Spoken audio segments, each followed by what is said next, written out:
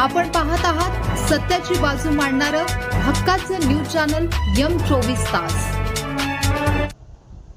पंढरपूरवर शोककळा। सिद्धनाथाच्या दर्शनाहून परतणाऱ्या भाविकांची पिकअप विहिरीत कोसळली।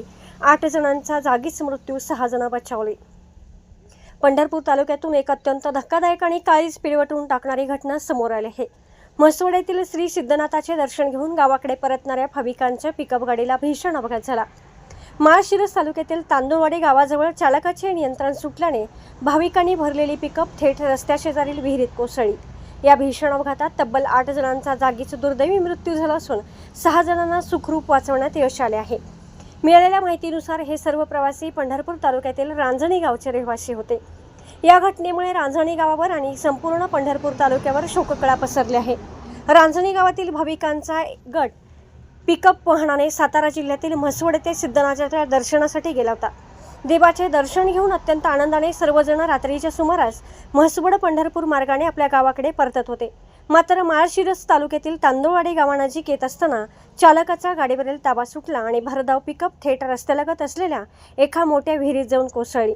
गाडी विहिरीत कोसळताच प्रवाशांनी वाचवण्यासाठी एकच टाहो फोडला। आवाजामुळे परिसरातील स्थानिक नागरिक आणि तांदूळवाडी गावातील तरुणांनी तत्काळ घटनास्थळी धाव घेतली। घटनेची माहिती मिळताच पोलीस प्रशासनाने रेस्क्यू टीमही दाखल झाली। विहिरीत पाणी असल्याने मदत कार्यात अडथळे येत होते, तरीही स्थानिक ग्रामस्थांच्या मदतीने प्रशासनाने युद्धपातळीवर बचाव कार्य सुरू केले।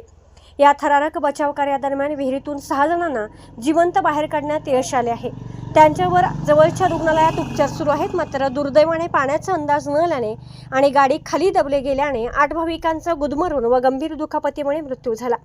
मृतांचे शवविच्छेदन करण्यासाठी मृतदेह शासकीय रुग्णालयात पाठवण्यात आले आहेत। अपघाताची बातमी रांजणी गावात पोहोचताच संपूर्ण गावावर वज्राघात झाला। एकाच गावातील 8 जणांचा अशा भीषण अपघातात मृत्यू झाल्याने गावात सर्वत्र हळहळ व्यक्त होत आहे।